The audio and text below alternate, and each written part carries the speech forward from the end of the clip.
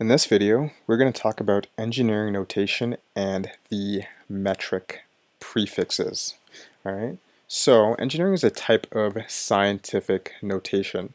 If you're uncomfortable with scientific notation, if you aren't familiar with it, I definitely recommend getting comfortable with scientific notation because engineering notation builds on that. I've made 2 videos about scientific notation and I'll link them here for you. So if you aren't familiar with scientific notation, definitely go ahead and take a look at those videos. So, engineering notation. Engineering notation is a form of scientific notation. It's a special type of scientific notation that makes it easier for engineers to work with really big numbers or really small numbers according to their metric prefixes. Okay, according to their metric prefixes. So over here to the left, I have a whole bunch of metric prefixes. So I just have things like tera, giga, mega, kilo, all the way down to pico. And there's more, but I just put these ones for the time being. Okay. And the reason why this is important is because in engineering applications, they like to work with these units or these prefixes when expressing really big units. So for example, you may have heard the term kilometer, right? Instead of saying 1,000 meters, we would say 1 kilometer. So we would attach the kilo and then meter. You may have heard things like gigabyte or terabyte or nanosecond. Okay, it's the same sort of deal. So instead of saying, this computer has, or this memory card has 1 billion bytes, you would just say this memory stick has 1 gigabyte. All right, nanoseconds. Okay, instead of saying 0.0000 seconds, you would say you would say x nanoseconds. Okay, so you'd apply nano and then seconds. So engineering notation is essentially a way of writing scientific notation that corresponds to one of these prefixes. Okay, so for example, I have this number here, 4.30 times 10 to the 4. How would I write this in engineering notation? Well, here are the 2 basic rules for writing numbers in engineering notation. First off, you want the exponent to be a multiple of 3. Okay, and the reason why you want the exponent to be a multiple of 3 is because these prefixes all correspond to a base that has an exponent that's a multiple of 3. So as you can see here, 12, 9, 6, 3, 1, -1, -3, -6, 9, and 12. Okay. That's the reason why, because they correspond to these prefixes here, right? And then next, you want the coefficient to be between 1 and 1,000, so no more than a 3-digit number, and you don't want it to be like a decimal number, okay? And the reason why is it just makes the numbers easier to read, okay? So for example, if I wanted to write this number in engineering notation, I can do one of 2 things. I can either increase this exponent to 6, okay, because 4 doesn't work, it's not a multiple of 3, or I can decrease it to 3. So in this first example here, I'm going to decrease the exponent to 3. Now, the question becomes, what do we do with this number here? Okay, so the 4.30, this is the coefficient, okay?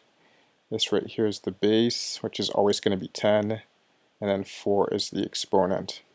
So what are we going to do with these numbers to put them in engineering notation? Well, for this example, I've decided to decrease the exponent, and the general rule is this.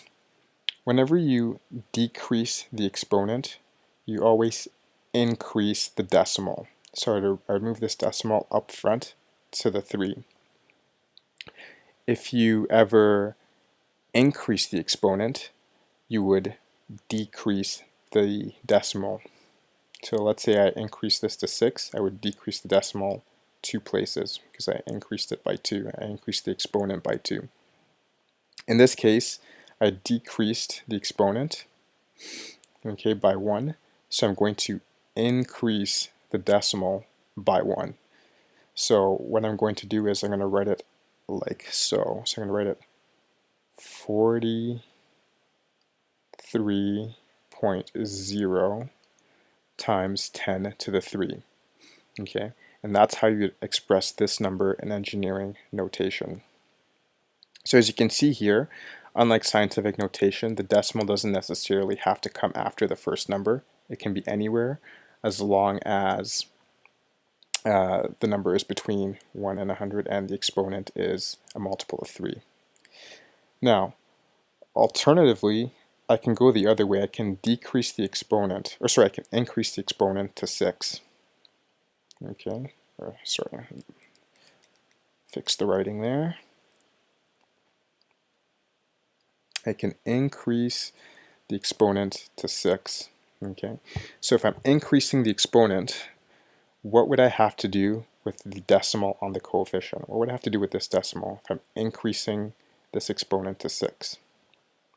I would have to decrease the decimal 2 places. So that means it's going to be this 0.0430.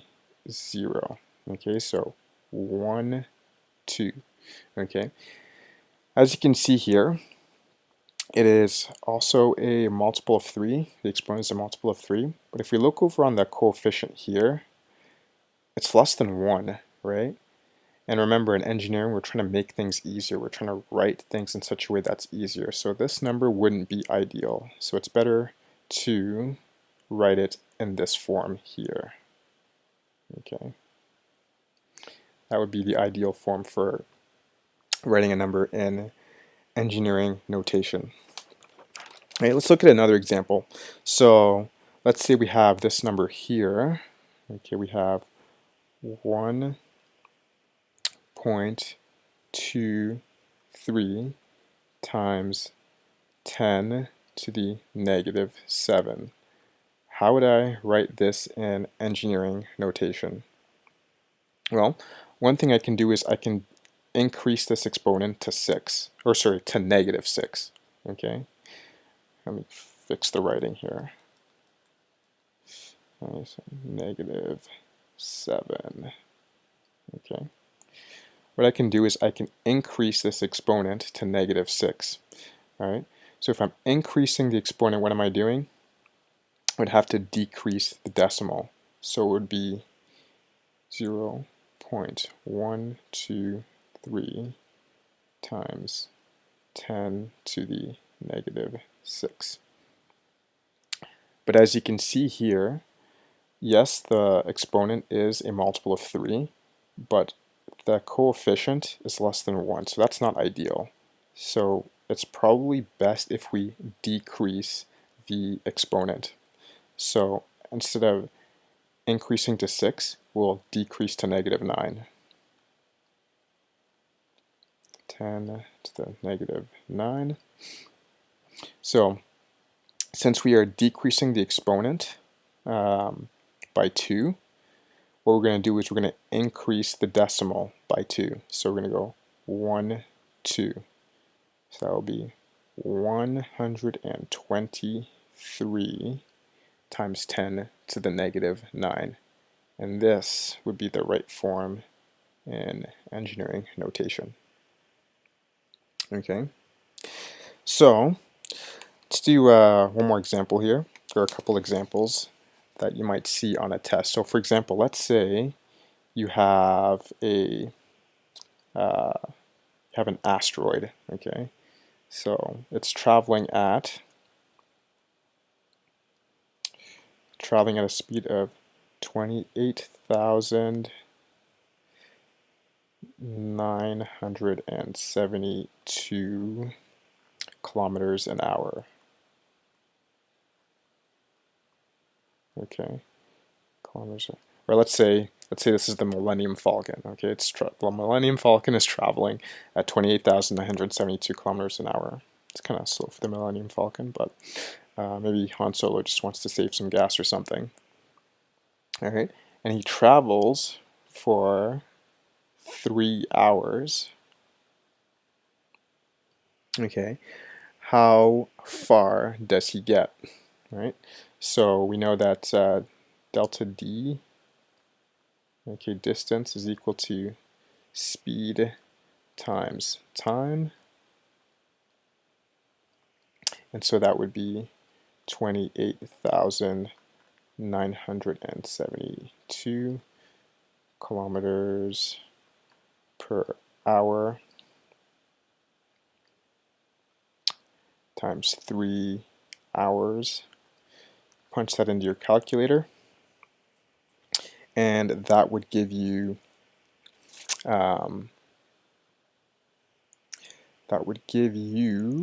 just write the answer here, 86,916 kilometers.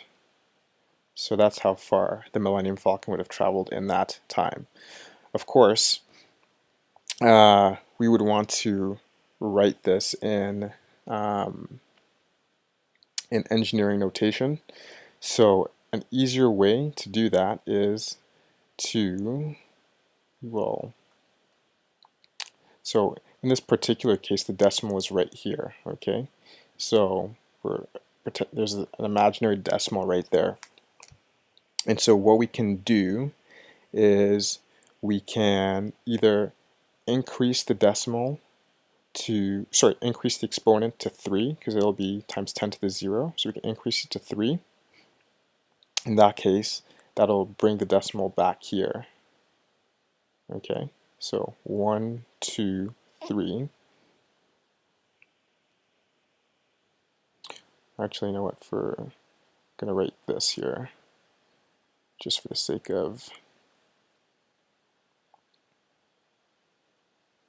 significant figures here. All right, I'm going to make this 0.00 hours, just for the sake of this calculation. Okay, so we know we're going to have to use 3 significant figures instead of 1. So that would make the answer 86.9 times 10 to the 3 kilometers. All right. So there's another way of putting things in engineering notation. Okay. Now, this brings me to one more thing too. So remember how I said that engineering notation corresponds to these prefixes here? We can also write these numbers according to these prefixes as well. Okay. So for example, let's say that this number was expressed in meters. 10 to the 3 corresponds to kilo. Okay, so if this number was meters, this would be kilometers. So let me grab this here. Okay, this is equal to 43.0 kilo something. Okay, in this case, let's say it's meters, it would be kilometers, kilometers. All right, in this case here, this is 123 times 10 to the negative 9. So that would be 123 negative 9, that's corresponds to nano. So nano something. Okay, if this was seconds, okay, if this was 123 times 10 to the negative 9 seconds, it would be 123 nanoseconds. And then in our case here, we can also do the same thing. So this is 86.9 times 10 to the 3 kilometers. So keep in mind here, we've already started at kilo, okay? So times 10 to the 3, we're just going to go 3 up from kilo. And that would be the next one here, which is mega, okay? So another way to write this then would be 86.9 0.9, we wouldn't say kilometers, we would just say megameters, okay? Because it is indeed kilometers. And what is a kilometer? It is mega, okay? So that's one up from kilo. So that's another way of writing that number. And so as you can see here, with the metric prefixes, you don't need to have the base and the exponent. You can just use a prefix as such here. And that's why engineers love working with engineering notation and metric prefixes, because it makes it easier to express these numbers. All right. There are lots of different examples we can use, like lots of different applications. So for example, let me scroll down here.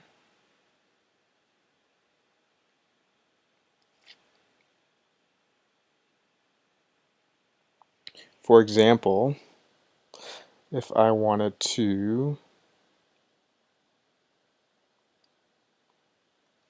if I wanted to say, for example, you've probably heard the term millimeters, okay? Millimeters. So that, let's say you have 2 millimeters. That's just the same thing as 2 times 10 to the negative 3 meters. Or you may have heard something like megahertz, okay? Megahertz.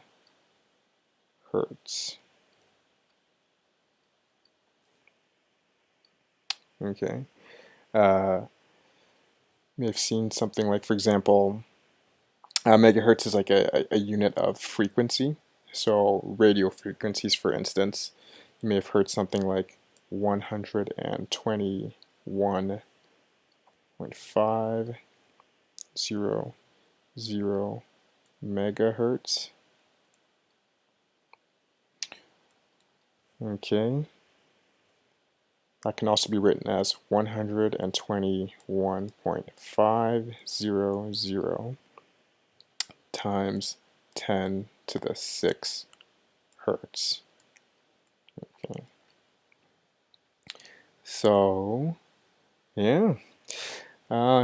That's the video on engineering notation. Thanks for watching, and we'll see you next time.